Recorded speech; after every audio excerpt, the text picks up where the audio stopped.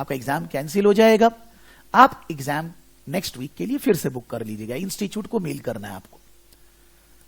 अगर आप exam centre में जाओगे तो टेक्निकल प्रॉब्लम या you can say that internet और लोड शेडिंग का आपको इश्यू नहीं, लेकिन और दूसरे सारे इश्यू है।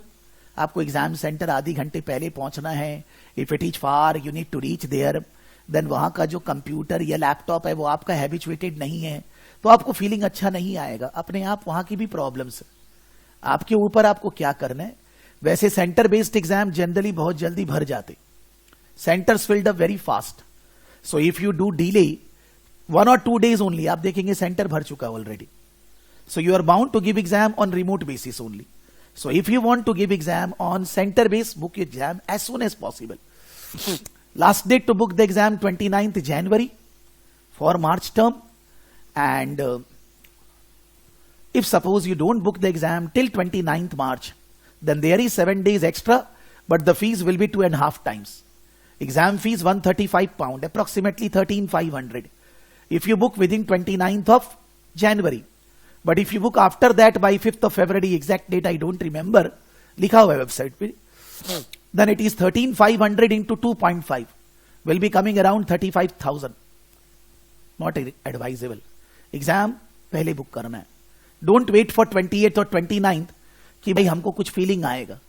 जितना जल्दी बुक करेंगे फीलिंग ज्यादा आएगा।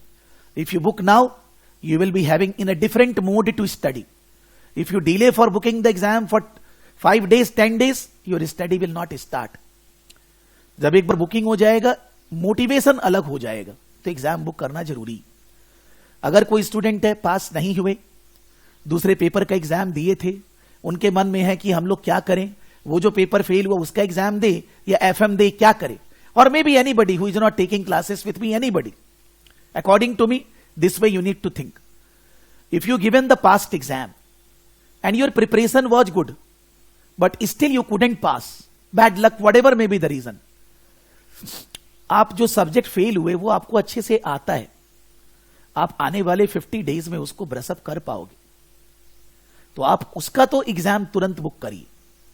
दूसरा सब्जेक्ट सपोज एफएम है, उसको अभी मत बुक करिए, 10 दिन रोकिए। But don't think that you will not give exam for FM in March, ये मत डालिए। But 10 days study both the subjects, whatever you give the exam earlier वो भी एंड एफएम भी।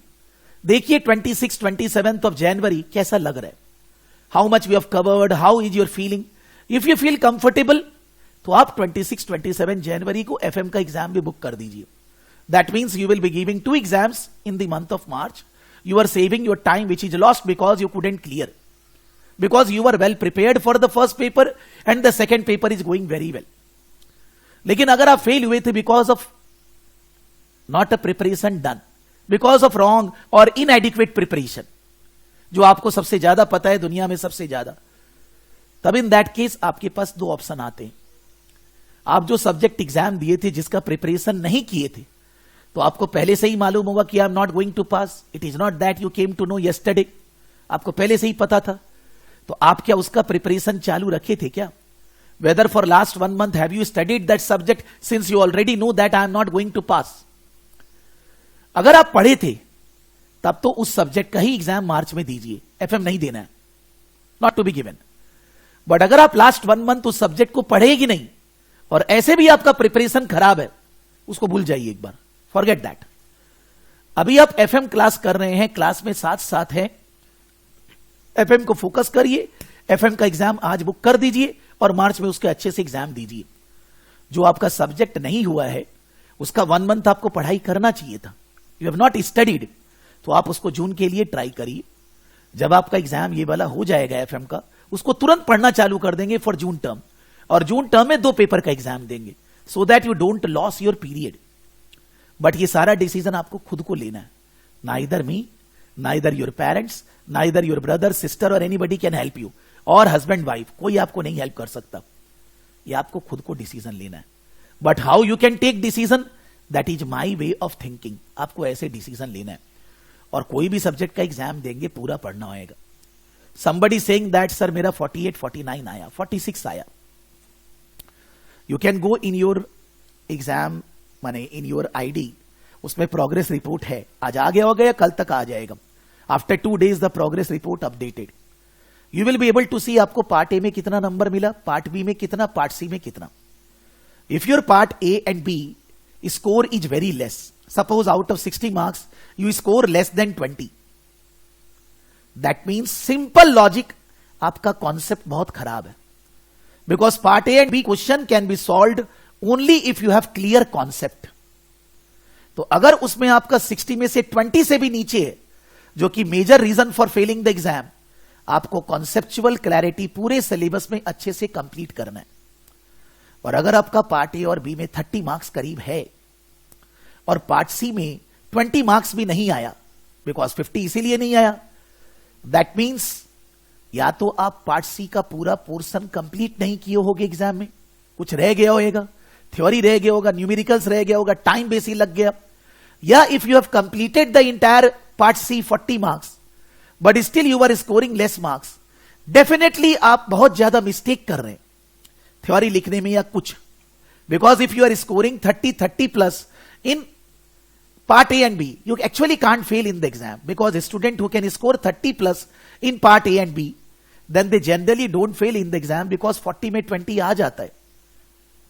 If you will give me suppose 100 cases, मेरे पास तो सब case नहीं है, किसी का भी अगर पार्ट ए और बी में 30 प्लस है, वो 100 केसेस जो फेलियर है उसमें ऐसा कोई बहुत कम निकलेगा जिसका 30 प्लस पार्ट ए और बी में है और सी के कारण वो फेल हुआ है, ऐसा बहुत कम निकलेगा. ज्यादातर failure out of part C 40 marks you are scoring 20, 25, 26, लेकिन आपका मल्टीपल चॉइस पार्ट ए और बी में बहुत ही खराब है, बहुत कम नंबर है, so you are not able to score 50 marks. यानी कि एक्चुअली प्रॉब्लम कॉन्सेप्ट का ही है और कुछ नहीं. Because part A and B question can not be done by mugging up और जस्ट आप यार रट लेंगे. If you don't understand anything, you can't solve part A and B questions. So आप ध्यान दीजिए कहां पर गड़बड़ी है और उस पर वर्क करिए. When you work properly, you will be able to achieve. And FMPM, part A and B even more difficult. Because maybe somebody CA inter qualified. I'm not questioning that ability of the student. But यहां का जो FM है और CA inter का FM में जमीन आसमान का अंतर है. There is no, here FM is CA final FM. Somebody has given CA final SFM exam, उससे भी difficult है यहाँ का FM. Not a question of syllabus and all that. But then why ACCA easier than CA? You are studying FM today, tomorrow, day after tomorrow, every day. आप एक ही subject पढ़ रहे हैं, तो एक में तो माहिर बनेंगे ना यार. If you need to focus on 2, 3, 4 subjects, somebody will say that कि सर मेरे को तो 2 एग्जाम देना मेरा नहीं हुआ, तो वो आपके कारण हुआ ना. आप थोड़ा सा मेहनत करना होगा यार. The pressure will be there February end and March beginning when you are giving 2 exams. You will focus on FM or FR. You will focus on FM or other subject. उस समय प्रॉब्लम आती है, उस समय आपको double पढ़ाई करना ही पड़ेगा. If you are going for 2 exams, 1 subject you need to study 2.5 hours regularly. So 2 exams, 5 hours regularly. सीधा समझ के चलना है. No shortcut, because 5 घंटे से कम पढ़ेंगे होएगा नहीं. तो अगर आपका ऑफिस है, फैमिली है, रिस्पॉन्सिबिलिटी है और आपको 5 आवर्स मिलेगा ही नहीं, तो गलत सोच रहे हैं. 2 एग्जाम को हाल में नहीं देना है. You can give 2 exams when you study each subject daily. Like in CA, if we are giving 4 exams group 1, then we need to study 4 subjects daily. So it is coming 8 to 10 hours daily study. You need to study. तो आप ऐसा इसको भी बनाएंगे. So accordingly take your call. Whenever you find any technical problem, मेरा team या मेरे को बोलकर कुछ होएगा नहीं. उनका वेबसाइट पे क्या इश्यू है वो हम कैसे ठीक करें. आपको इंस्टीट्यूट को मेल डालना है स्टूडेंट्स पे और क्लासेस पे सीसी करके. हम आपका प्रॉब्लम इंस्टीट्यूट के पास जल्दी पहुंचा देंगे. ऐसा केसेस पास में बहुत सारा हुआ है. Student couldn't book exam. Suppose last date is 29 Jan. You are not able to book exam till 29 Jan. So मैंने बाद में भी स्टूडेंट का एग्जाम बुक करवाया है by paying the same fees. But the student has a proof. They were booking the exam, but they were not able to book it. आपने mail डाला था इंस्टीट्यूट को, मेरे को सीसी किया था, तो मैं बाद में भी आपका करा दूंगा. Now don't take it otherwise कि सर तो बोला ही है, सर तो 10 फरवरी को भी करा देंगे. ऐसा नहीं होता है सर. आपका जेन्युइन प्रॉब्लम है, इंस्टीट्यूट को जेन्युइनली बोलकर समझाया जा सकता है. बट ऐसे कोई एग्जाम बुक करेगा ही नहीं, जानबूझ के पेमेंट ही नहीं करेगा, इंस्टीट्यूट अलाउ नहीं करेगा. हर चीज का एक गाइडलाइंस है, डेट्स है, उनको institute need to allocate resources for you, either centre based और रिमोट बेस्ड. तो आप अगर एग्जाम पर्टिकुलर टाइम में नहीं बुक करेंगे, एग्जाम देने नहीं मिलेगा. आखिरी बात, एग्जाम देना है कि नहीं? मेरे हिसाब से तो देना है. कोई बोलेगा सर मैंने कुछ भी नहीं पढ़ा अभी तक मैंने 20% ही पढ़ा है, तो भी देना है. Reason is simple. आप जब क्लास चल रही है और फिर भी आप 20% और कुछ नहीं पढ़े, तो जब क्लास नहीं चलेगी तब आप क्या पढ़ लेंगे? तो इसका मतलब तो पूरा गड़बड़ होने वाला है. You will not give exam in March, you will not give exam in June also. एक बार डेफर किए वो जन्म भर डेफर होते रहेगा. फिर थोड़ा दिन बाद आएगा एसीसीए कर रहे थे, जैसे सीए में होता है सीए कर रहे थे. तो इसको वैसा नहीं बनाना है. एग्जाम देना पड़ेगा. तबीयत खराब है देना पड़ेगा, हाथ पैर टूट गया देना पड़ेगा, आंख खराब है देना पड़ेगा, तबीयत कुछ भी है देना पड़ेगा. उसको ऑप्शन में डालिए ही मत. You have to give exam. If you joined 5 days back, you can consider कि since I joined 5 days back, I am not able to study properly. तब लेकिन कोई 15-20 दिन पहले ज्वाइन किया, वो 1 महीना पहले, एक ही बात है यार. आप 5 दिन बाद ज्वाइन की, क्या फर्क पड़ गया? एग्जाम देना पड़ेगा. फिर भी आप नहीं देंगे, आपकी मर्जी है. This I am saying with my 30 years experience, कि जो मेरे को अच्छा लगता है, जो मेरे को सही लगता है, मैं आपको बता रहा हूं. Okay, anything to say relating to exam और एनीथिंग? किसी को भी बोलना है, अलग अलग व्हाट्सअप करेंगे. I am saying to all of you, बाद में रिकॉर्डिंग है उसको भी देख सकते हैं. एनीथिंग टू से? अभिश्रुति, अमान, दृष्टि, जय कुमार, काजल, केशव, एनीबडी? फटाफट.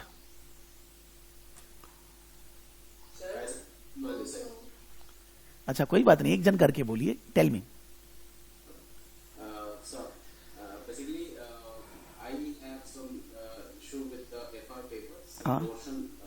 I am getting some issues because of that I could not pass clear exam. Okay. So I want to rejoin the classes for that particular portion. So is it possible to join? But FR classes is not running, sir. Not now, in June. Why not, sir? But in June I will not be teaching FR. I am teaching FM now. I will be teaching PM from March to June. I will be teaching taxation from June to September. And I will be teaching FR again September to December. Because you need to understand, we need to complete each individual subject one by one live. So since we have done the FR classes just now, before that we have done other subjects, तो उसको तो order में चलाना पड़ेगा ना. So even though whenever I will take FR classes, you can rejoin again. There is no problem. But for coming 9 months, there is no FR live classes, sir. What about sir DIPA-FRS? I think this is the same class. FR and DIPA-FRS. Actually, in June term, when I will be teaching DIPA-FRS, then I will be teaching them with the SBR, Strategic Business Reporting. And if you join those classes as an FR student for SBR, it will be becoming very difficult for you. That should not be joined by the FR student. Because suppose I am teaching FM and I am teaching in other batch AFM. Even financial management, same thing. But if the student will come in the AFM batch, they will not feel comfortable. So in March to June, I will be teaching IFRS along with the SBR student, Strategic Business Reporting student, where what I will say in the first class. In every class, I will be saying so many things extra, which are not relevant for IFRS student. So if the IFRS student don't want to do that, I will say at that time, you can leave in that class. There are so many topics, so many things are there. So for that reason, and I said that to you and everybody, that we teach every subject one time in a year. Not twice, sir. So there is no live class for FR, sir. Sorry, sir. You can do that according to me. Because suppose now the classes for FM is going on. Maybe somebody is not giving exam. But the classes are running live. Students should be doing the classes, not thinking whether they are giving exam in March or not. Suppose by chance they are not able to give exam. They can do the recording of that class, and whatever doubts are there, I am available 1,000 times for you. Whatever your doubts are there. Because the recording class is same as live class. So if not done or not done properly, do the recordings. And wherever you will find problem, I am there. That guarantee I can give you. Forget about whether the live class is going on or not. But then, suppose I will be teaching today cost of capital, capital structure. Just an example. You will say that, sir, I am not understanding anything in the topic. So the topic cannot be taught to you separately, sir, because that bandwidth is not there. But if you do the revision from the recordings, cost of capital, capital structure, you have specific doubts, any concept, any question, I am there to help you. So if there is financial instruments, if there is leasing, if there is revenue recognition or anything, whatever topic is there, you do the recording class properly, and then whatever your doubts are there, I am there to help you, sir. Why to take tension? समझ रहे हैं बात sir?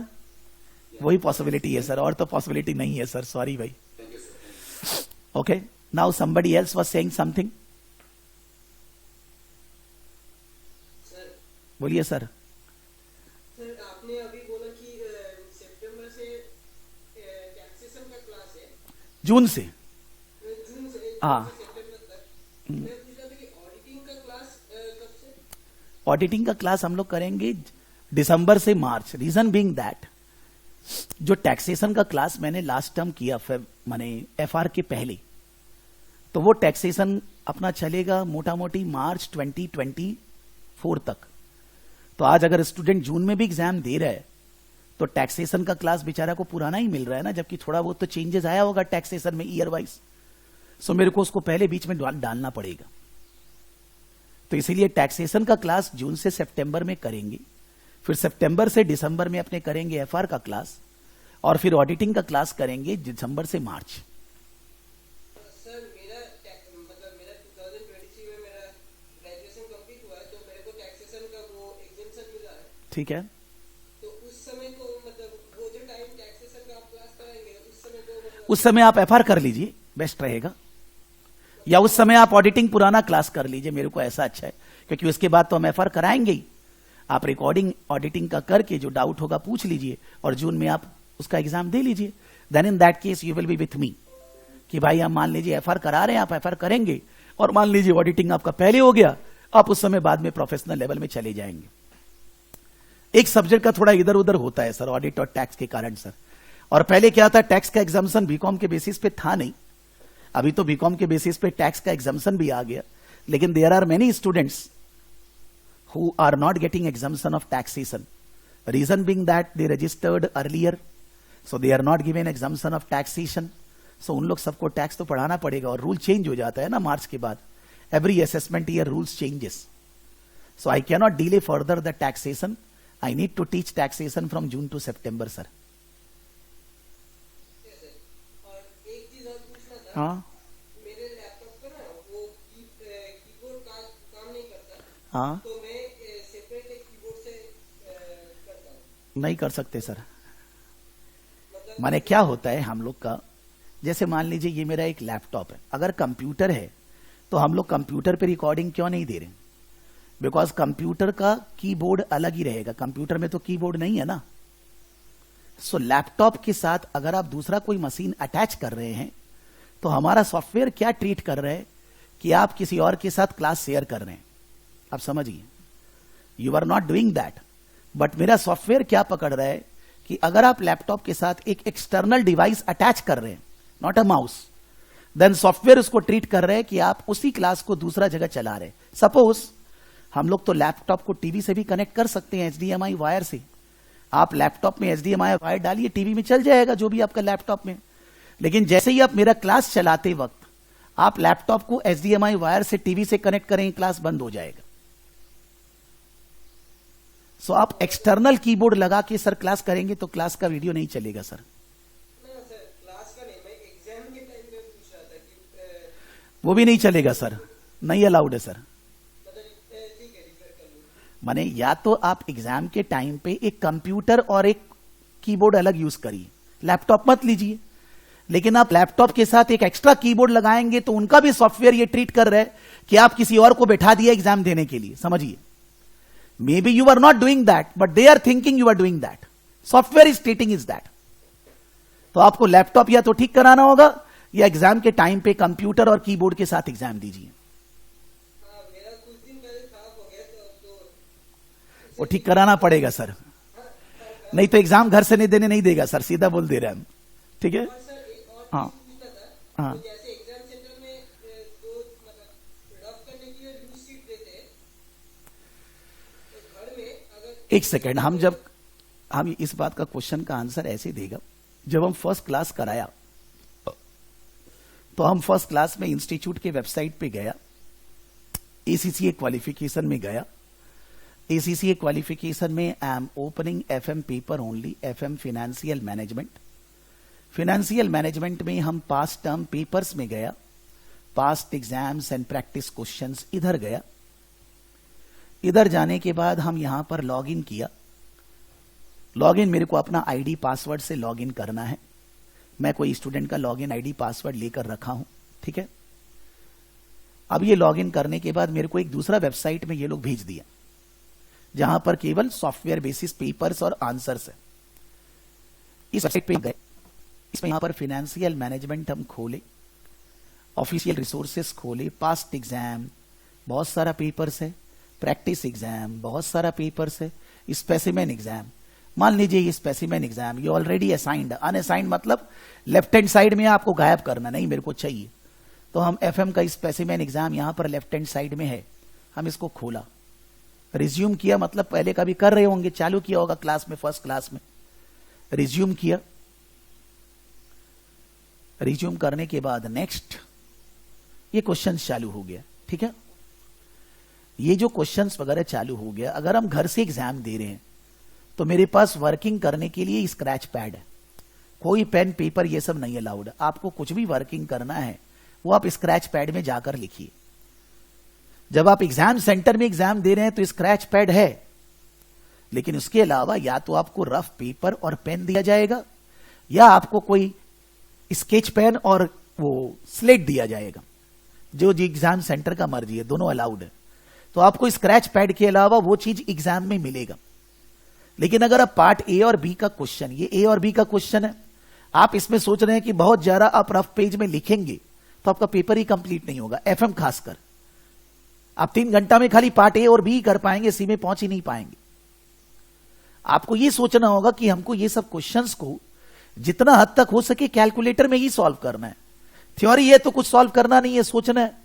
Numerical से तो मेरे को कम से कम लिखना है। If you focus on writing so much, then it is not possible to complete in 3 hours the FM, PM और FR paper in the exam। आप ये सब पेपर सॉल्व नहीं कर सकते 3 घंटे में। तो आज अगर एग्जाम सेंटर में भी है, बहुत ज्यादा आदमी पेन एंड पेपर और स्केच पेन ये सब यूज करेगा, उसका पेपर ही कंप्लीट नहीं होएगा।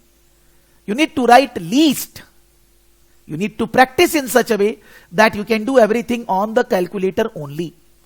कैलकुलेटर भी यहां पर है, लेकिन कैलकुलेटर सभी को एडवाइजेबल है कि अपना खुद का यूज करिए, स्क्रीन कैलकुलेटर मत करिए।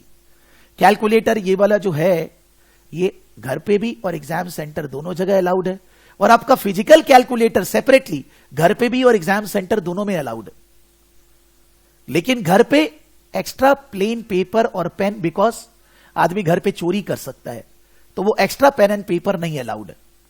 लेकिन एग्जाम सेंटर में अलाउड है, क्योंकि कोई आपको सामने सामने फिजिकली इन्वेजिलेट कर रहा है, तो वो जो पेपर देगा आपको वही यूज करना है, इसलिए अलाउड है।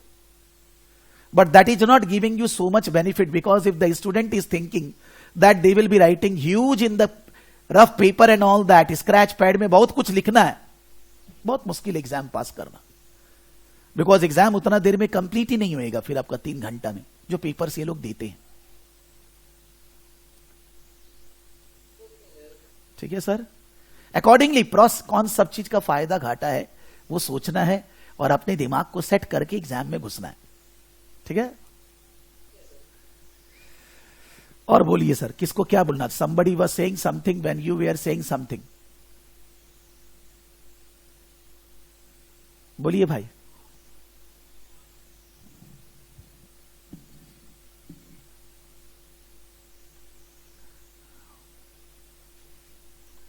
Hello, so I am proceeding. अभी भी कोई बात अगर कुछ बोलना है आप पूछ सकते हैं, हम अवेलेबल हैं। लेकिन मेरे को जितना दिल में बोलना था, दायां बायां जो भी मैंने सब बोल दिया। मेरे हिसाब से मेरे पास कुछ बचा नहीं है। रिलेटिंग टू एग्जाम देना है नहीं देना है, कौन सा पेपर देना है, 2 ठो देना है, 1 ठो देना है, कैसे पढ़ना है, एग्जाम घर से देना है बाहर से देना है, एग्जाम कैसे बुक करना है, मेरे दिमाग में जो भी था वो सब मैंने आपको बता दिया. If you find any technical problem how can you do rectify this, institute को मेल करना है, सीसी हम लोग करना है, सब मैंने बता दिया. मैं ये नहीं बोल रहा मैं बहुत अच्छा हूं, लेकिन मेरे दिमाग में जितना प्रॉब्लम्स आपके आ सकता है मैंने चेष्टा की है कि वो सब डील हो जाए, कि आपके दिमाग में और कोई प्रॉब्लम आए नहीं. ठीक है, बट फिर भी I am always available. My team is always there to help you in every corner. हमारा काम ही है आपको हेल्प करना. ठीक है, अब आगे बढ़ते हैं. हम लोग प्रीवियस डे बात किए थे, अगर कोई डाउट्स नहीं होएगा हम लोग आगे बढ़ जाएंगे. लेकिन कोई भी जन का कोई भी डाउट्स है, कोई भी क्लास में कभी भी, आई एम ऑलवेज अवेलेबल. आप इन्वेस्टमेंट अप्रेजल से डाउट जीवन भर रेस कर सकते हैं, not only for exam, any time in life. ठीक है, now this is a second area. This will take 2 to 3 classes. Normally 2 class लगना चाहिए, बट कभी कभी. बोलिए बोलिए, हाँ बोलिए.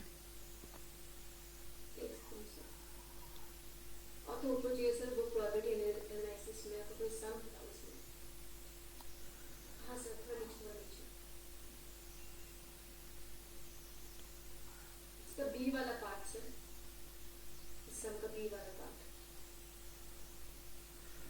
हम लोग पिछले सम में क्वेश्चन में इधर ऑफ द कैश फ्लो बोला गया है. हाँ, हम लोग को कोई एक लेना है शायद परसेंटेज. एक लेना है, मतलब हम लोग को ये सोचना है कि या तो 12,000 आए या 20,000 आए, दोनों में से कोई एक आए, इसका प्रोबेबिलिटी क्या है. लेकिन सर फिर वहाँ पे आपने दोनों ऐड क्यों किया, क्योंकि पिछले क्लास में ऐसे बोला गया था दोनों का ऐड करके फिर हमें माइनस करना पड़ेगा. नहीं, वो तीसरे वाले में है, बिकॉज आपका यहां पर कोई केस ऐसा नहीं है बी नंबर पॉइंट में जहां पर 12 और 20,000 दोनों अराइज होएगा.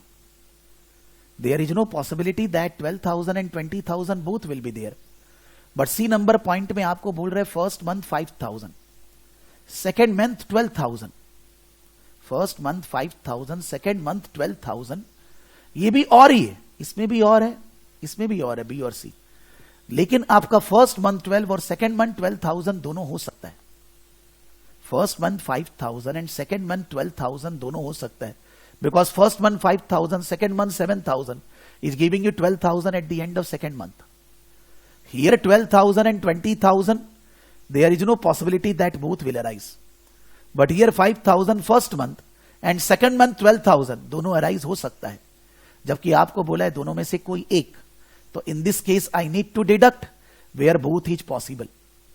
लेकिन यहां पर जब दोनों पॉसिबल ही नहीं है तो मैं डिडक्ट कहां से करूं. मैंने इसको समझाया. मैंने बोला था आपको कि मान लीजिए आप एग्जाम पास करेंगे 60% प्रोबेबिलिटी है, और काजल एग्जाम पास करेगी 60% प्रोबेबिलिटी है. मैंने बोला दोनों एग्जाम पास करेंगे, प्रोबेबिलिटी है 60 इंटू 60 36%, यानी कि चांस है. मैंने एग्जाम्पल भी यही लिया था, 36% चांस है Kritika and Kajal both will pass. लेकिन मेरे को चाहिए कि आइदर काजल और Kritika any one will pass, either Kajal और Kritika any one will pass. तो मैं बोल रहा हूं केवल काजल का पास होने का प्रोबेबिलिटी 60% है, 60%. केवल कृतिका का पास होने का प्रोबेबिलिटी 60% है, लेकिन दोनों का पास होने का प्रोबेबिलिटी 36% है. सो दोनों में से कोई एक पास होगा ही. उसका प्रोबेबिलिटी क्या है, 60 + 60 - 36. तो यहां पर दोनों को मिला के प्रोबेबिलिटी है, यहां है ही नहीं. अगर मैं बोलूंगा काजल और कृतिका दोनों एक साथ पास होएंगे ही नहीं, तो मैं माइनस करूंगा कहां से. 12,000 और 20,000 बोथ विल नेवर अराइज. तो how I will minus. Questions are same, both are saying either this और this, but in the third case see this and this both are arising, and that I don't want. I want only one, इसीलिए मैंने minus किया. यहां पर भी अगर दोनों arise होने का प्रोबेबिलिटी होता तो मैं इन दैट केस वो माइनस करता. यहां पर क्वेश्चन है सेकेंड मंथ के एंड में 12 और 20,000. यहां पर क्वेश्चन है फर्स्ट मंथ 5 और second month 12. So first month 5 और सेकेंड मंथ 12 दोनों हो सकता है, लेकिन सेकेंड मंथ 12 और 20 एक साथ नहीं हो सकता है. So here we are not deducting because not there. Here we are deducting because it is there. अभी दूसरी बात, मैंने बोला कि ये जो क्वेश्चंस मैंने लिखा है, आप अगर देखेंगे आपके 23-24 के मटेरियल में कापलान में ये क्वेश्चन नहीं है, अगर कोई देखेगा तो. But if you refer the old material of Kaplan 22, 23, 21, 22, उन सब में ये क्वेश्चन मेरे घर से नहीं बनाया, क्वेश्चन ये दिया हुआ है. अभी ये लोग कौन हटा दिया? मेरे को ऐसा लगता है कि एग्जामिनर ऐसा सोच रहा है कि हम लोग इतना टाइप का बेसिक प्रोबेबिलिटी क्वेश्चन एग्जाम में नहीं पूछेंगे. बट सिंस पहले की बुक्स में था, which is not related with investment appraisal, which is actually a question of probability statistics. So मेरे को लगा बाई चांस पार्ट ए में कोई एक क्वेश्चन प्रोबेबिलिटी वाइज आ गया तो अगर एक क्वेश्चन भी वो राइट करना है, हम उसको भी टेंशन नहीं देना चाहते, इसलिए मैंने ये एग्जाम्पल लिख दिया. एग्जाम में इससे रिलेटेड एक क्वेश्चन से ज्यादा नहीं आएगा. एक क्वेश्चन मतलब 2 नंबर.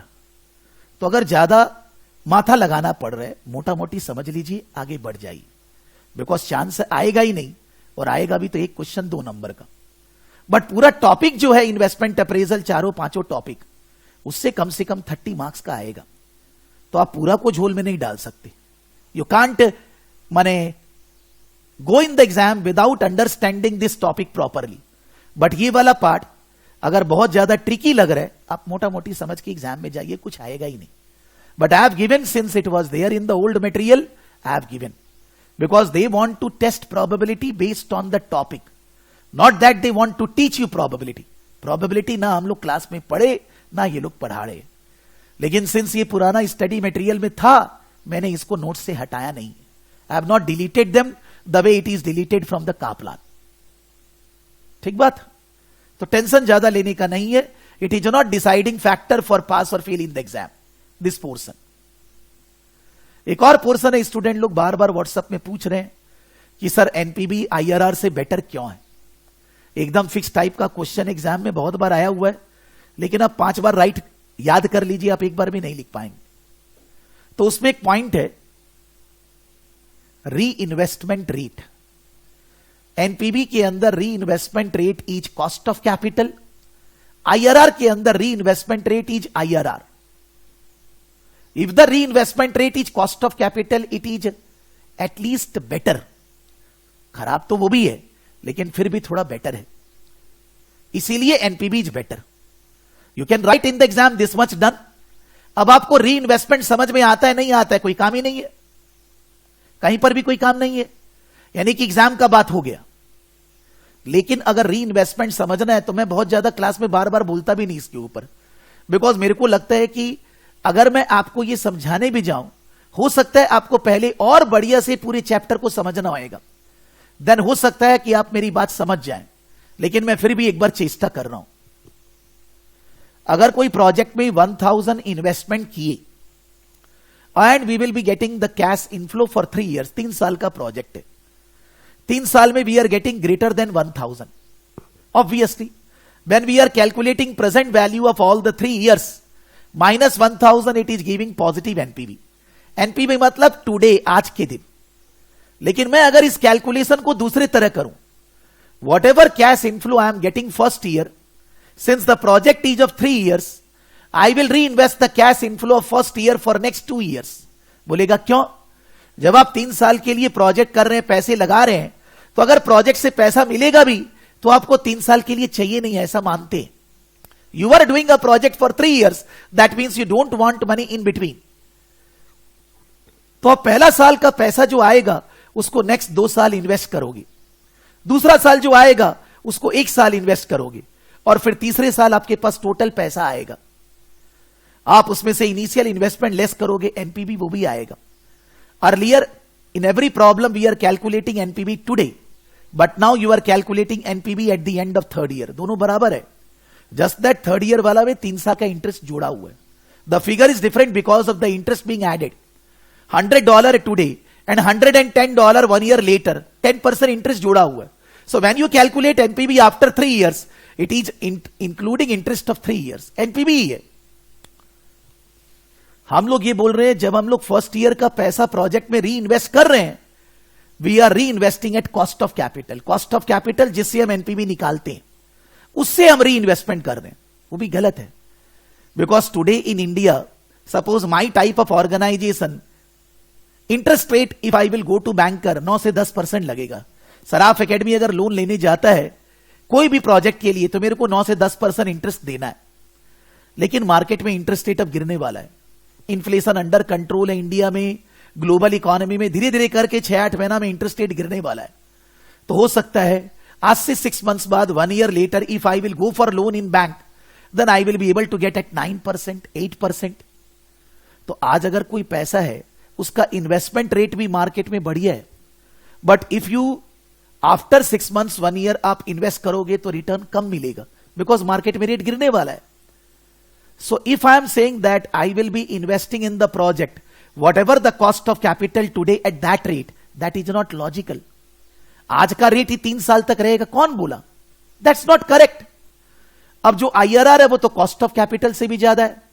IRR अगर cost of capital is 10%, IRR अगर 15-20 है तभी हम प्रोजेक्ट करेंगे। हम IRR में बोल रहे हैं कि री इन्वेस्टमेंट रेट इज 15-20%, वो तो और ऊपर हो गया। The illogical assumption is there in NPV also, and even further illogical assumption is there in IRR.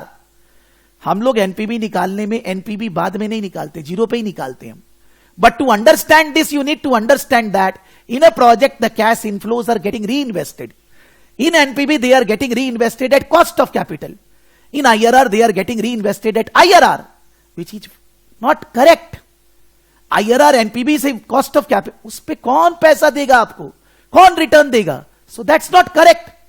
So IRR calculation involve intrinsically कि री इन्वेस्टमेंट IRR पे हो रहा है, वो सही नहीं है। अब जब आप आगे लेवल पढ़ेंगे AFM, जैसे सोहेल जी बोल रहे थे, तो मैं AFM पढ़ाने में इसमें और आगे जाऊंगा। वहां पर कैलकुलेशन होता है मॉडिफाइड IRR, मॉडिफाइड एनपीबी। आपके नहीं है, मैंने बोला ही नहीं। मॉडिफाइड एनपीबी मतलब आपको री इन्वेस्टमेंट रेट अलग से दिया जाएगा और आप उसके बाद एनपीबी निकालिए।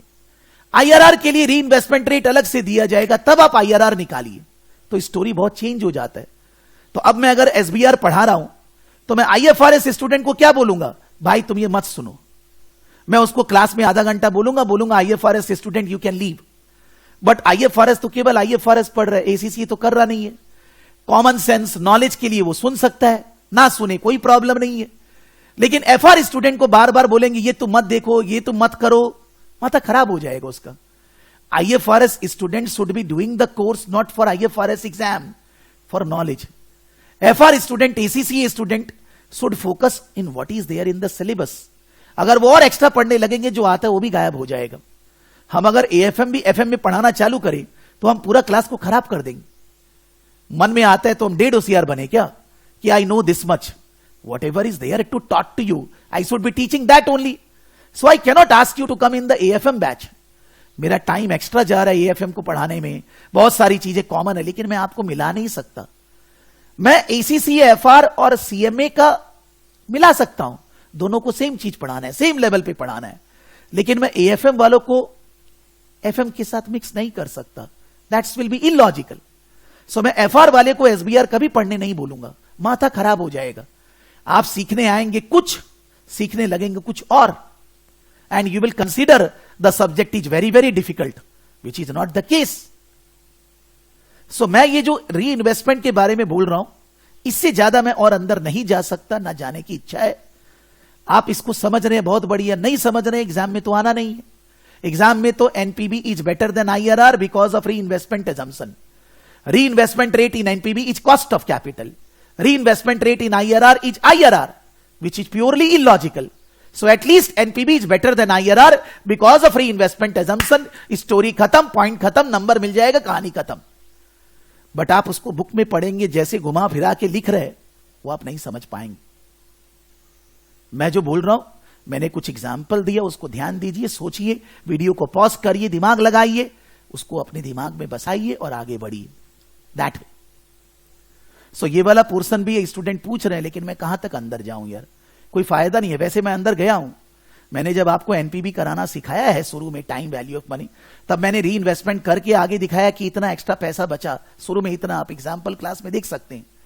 बट क्या अभी फिर से उसको करके और एग्जाम में जरूरत नहीं है, अपने ऑलरेडी अब एग्जाम के लिए सोचने लग गए हैं, पहले से ज्यादा फॉर्म भरना है, तो अपने फोकस करें ना, what is there in the syllabus, what is extra thing not in the syllabus, उसको उतना तक डिस्कस करें जितनी ज्ञान की जरूरत है। For that reason I am not going again calculating NPV 3 साल बाद and all that, I am not doing again. Okay, so ये जो पोर्शन है प्रोबेबिलिटी वाला और ये जो री इन्वेस्टमेंट वाला है, ये आपके एग्जाम से कोई ताल्लुक रखता नहीं है, जोश है बता रहे हैं। बट आप अगर नहीं भी जानते हैं, आप टेंशन मत लीजिए, एग्जाम में इससे रिलेटेड कुछ आ रहा नहीं। Okay cause Kritika, don't take tension, probability जितना आया समझ में, ठीक है, आगे बढ़िए। It is not a portion that will decide your fate in the exam. Okay, so now we are going into another area which is, you can say, source of funds. Under source of funds there are 3-4 topics. One is source of finance, one is dividend, one is cost of capital, and one is capital structure. It takes 2 to 3 classes. It's more than calculation, it's a theory based topic. Somebody will say that theory, यहां से बहुत theory आएगा, because calculation यहां पर बहुत simple है, NPB IRR जैसे difficult नहीं है। थ्योरी बेस्ड टॉपिक है लेकिन कॉन्सेप्चुअल है, मतलब ध्यान से समझना होगा। इसके बाद पूरा सिलेबस सिंपल है, इन्वेस्टमेंट अप्रेजल और कॉस्ट सोर्स ऑफ फंड होने के बाद बहुत ज्यादा गड़बड़ी नहीं है। Current assets, inventory, receivable, cash, simple topic है। थोड़ा बहुत आएगा derivative, future option swap, but वो आपके एग्जाम में उतना जोर से आता ही नहीं है। That comes in AFM exam. FM exam में बेसिक इंट्रोडक्शन है उसका, so that is a difficult area, but since that is asked in the exam at a very low level, तो वो डिफिकल्ट बनता नहीं। तो इसके बाद आपको डिफिकल्ट एरिया ज्यादा मिलेगा नहीं। So maybe somebody is thinking FM is a difficult subject, बस की खत्म करने तक। Now after that it's an easy subject. तो आपको पहले ही डिफिकल्ट चीज पढ़ा दिया गया है, आप उसको अगर अच्छे से कर लेते हैं, then in that case exam में प्रॉब्लम नहीं आएगी। ओके